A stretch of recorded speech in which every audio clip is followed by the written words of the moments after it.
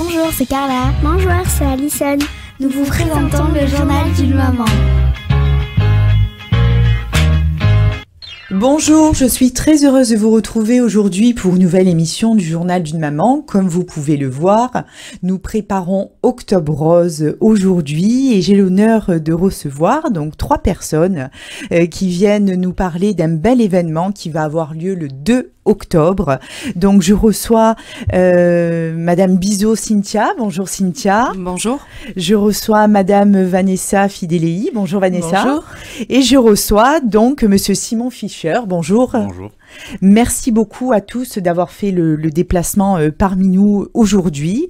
Donc nous allons parler d'un événement qui va avoir lieu le 2 octobre et qui est coordonné donc par l'association Histoire de filles qui est représentée par vous Vanessa et qui est en partenariat avec GDS Médical qui est une boîte de maintien à domicile, une coordination de soins qui est représentée donc par Monsieur Fischer et Madame Bizot. Merci beaucoup encore d'être parmi nous aujourd'hui. Avant de parler de cet événement, j'aimerais faire une petite introduction sur Octobre Rose.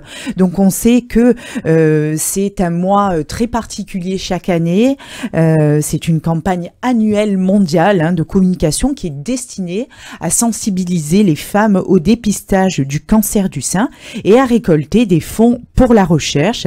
Alors cet événement est symbolisé par le ruban rose, comme vous pouvez le voir sur moi et sur les dames dans ce studio, et elle a été instaurée en 1985. Alors c'est très important pour le journal d'une maman qui est très à l'écoute de la santé des femmes de promouvoir cet événement chaque année, et il y a énormément d'événements qui sont organisés, des événements de bienfaisance sur le cancer du sein pour sensibiliser les femmes sur la maladie. Et cette campagne en fait informe sur l'importance, on le rappelle, du dépistage précoce et du suivi médical régulier.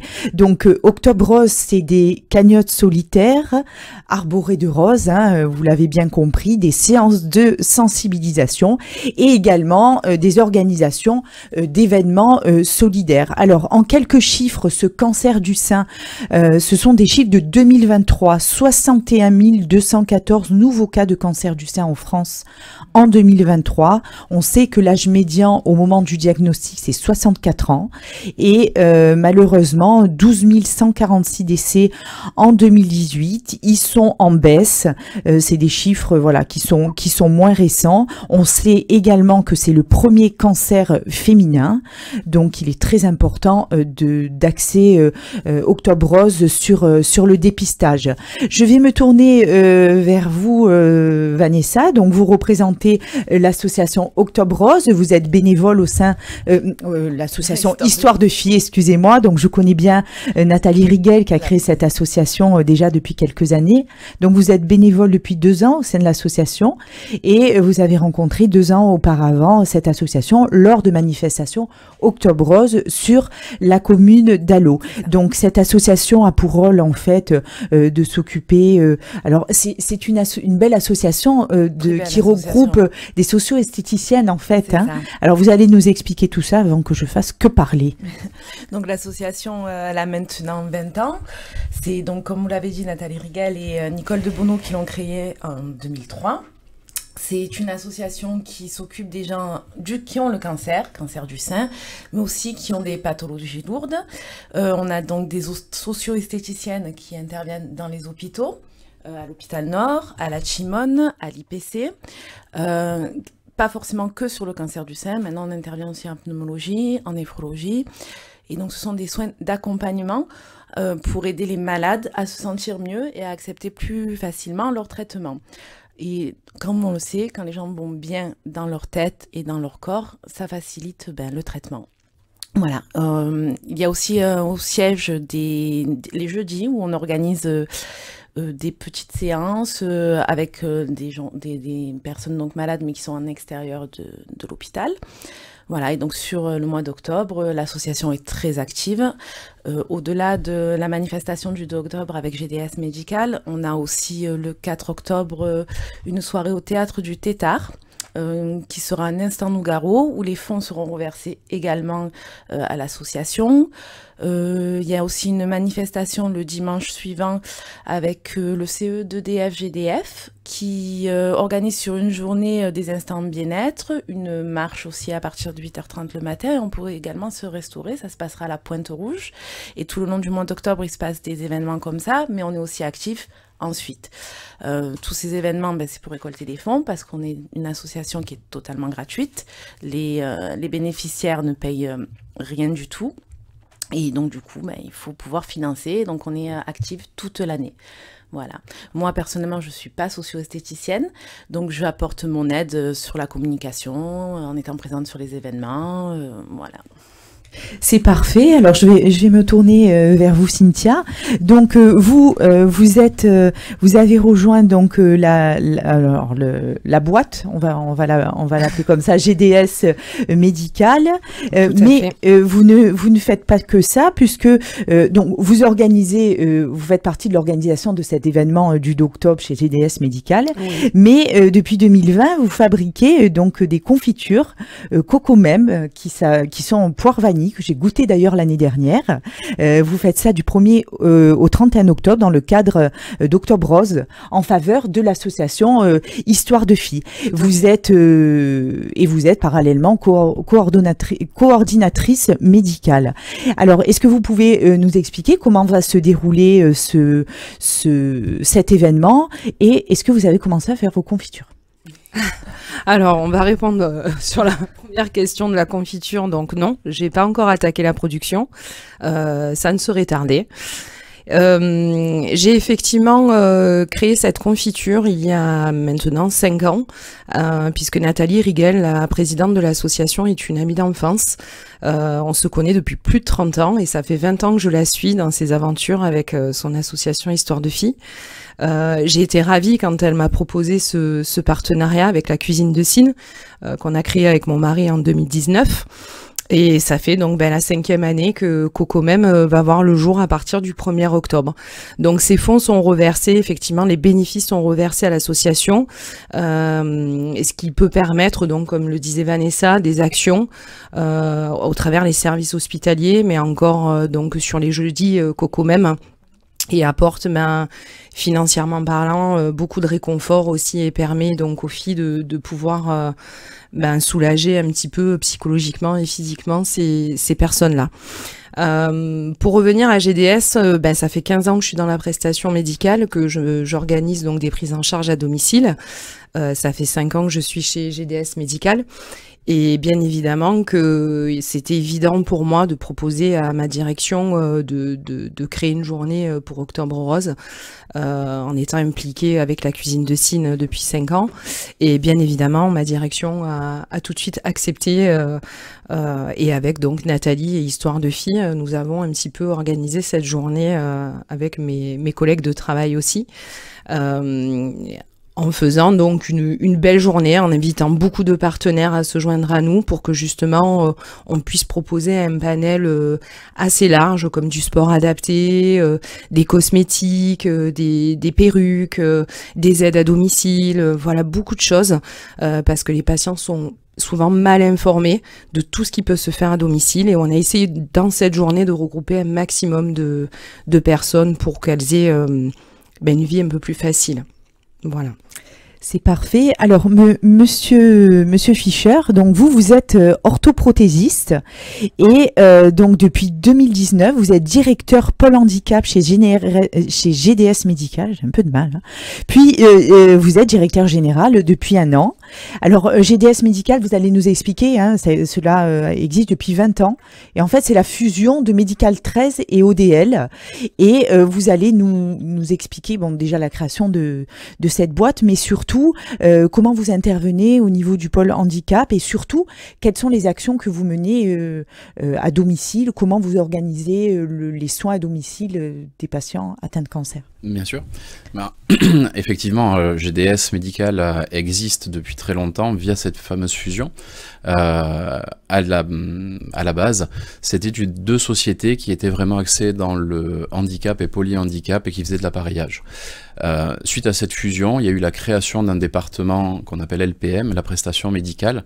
Et c'est ce qui nous intéresse aujourd'hui dans le cadre d'Octobre Rose, c'est que ce pôle a pour but d'accompagner les patientes qui sont hospitalisées sur leur retour à domicile et de faire un lien entre le centre hospitalier, les équipes mobiles sur place, infirmières ou autres, et amener tout ce matériel-là et faire les remontées d'informations au centre hospitalier.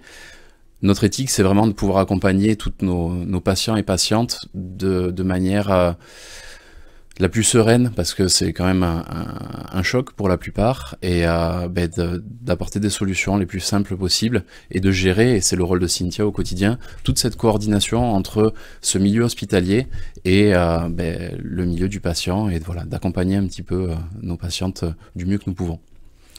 C'est parfait. Donc, on a bien compris quelles étaient à vous trois vos fonctions. On va axer maintenant la fin de notre émission sur ce bel événement du 2 octobre qui aura lieu donc à l'espace Galaxy à Aubagne. Donc, c'est un événement qui va durer de 10h à 17h avec un programme très riche.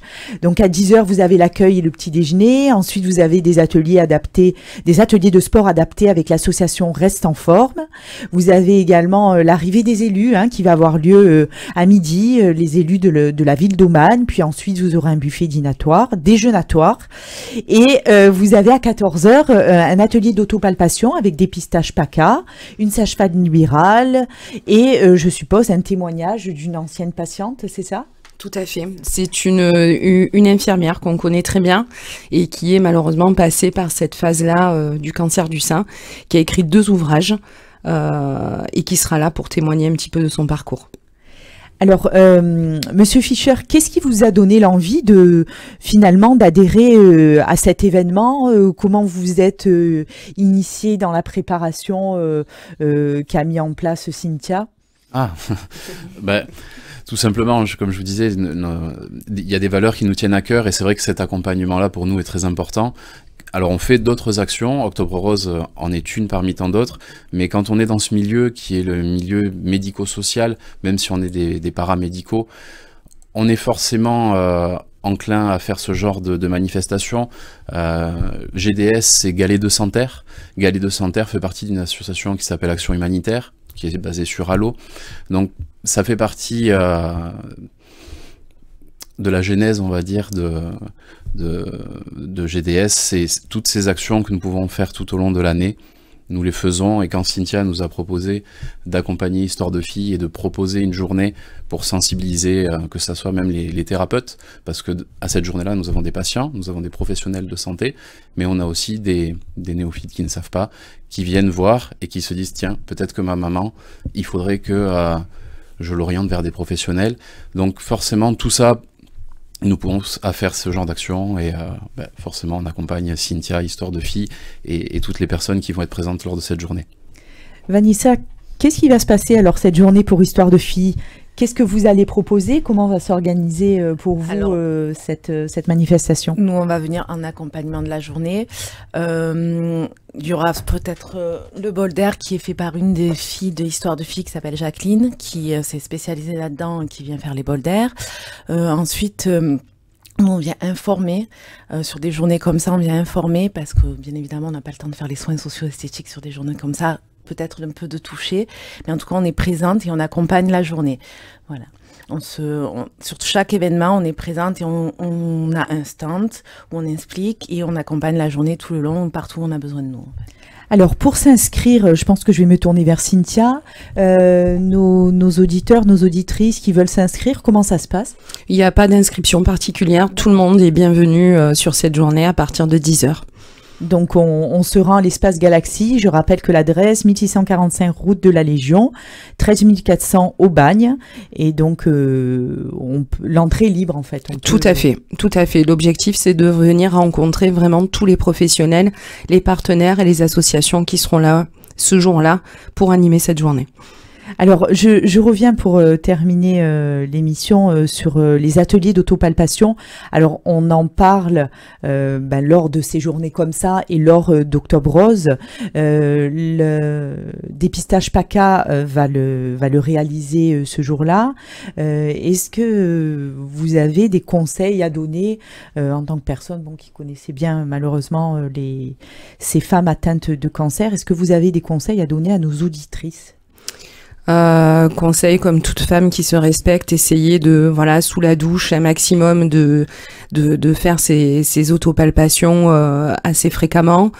J'ai appris hier par le CCAS d'Aubagne qu'il y avait beaucoup de dépistage qui se faisait de par les rapports sexuels, que le partenaire souvent constatait une grosseur, une tumeur, donc ne pas hésiter aussi dans ces moments-là à en faire part à sa partenaire pour que justement elle puisse consulter.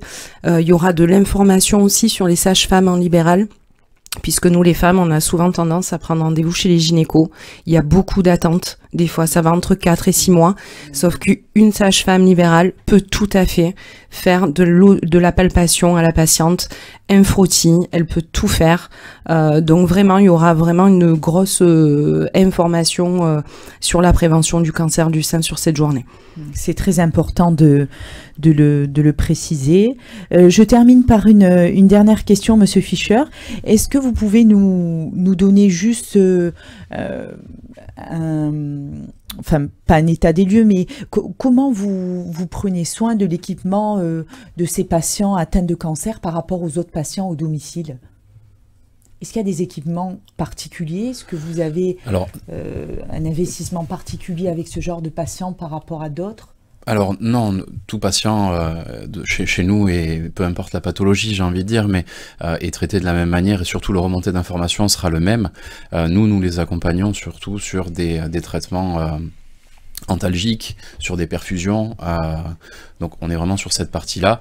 Après, notre rôle, c'est de faire le lien entre l'équipe mobile infirmière qui va être sur place, qui va nous faire remonter les informations et de faire remonter après sur le centre hospitalier. Mais la prise en charge de n'importe quel patient elle reste... diffère pas non. sur les patients en qui tout cas ont pas des cancers. Pour notre activité. Okay. On reste sur la même chose. Très bien. Écoutez, je vous remercie à tous, à tous les trois. Merci de votre investissement lors de cette journée. Merci de votre investissement au quotidien toute l'année auprès de ces patientes. Je rappelle à nos auditeurs que vous pouvez vous rendre donc à l'événement organisé par GDS Médical et Histoire de Filles, donc le 2 octobre 2024 de 10h à 17h. Ça sera à l'espace Galaxy, 1645 route de la Légion, 13 400 Aubagne, et l'entrée est libre. Merci encore. Chers auditeurs, je vous remercie de nous avoir suivis et on se retrouve très vite pour une nouvelle émission. Au revoir. Bonjour, c'est Carla. Bonjour, c'est Alison. Nous vous présentons le journal d'une maman.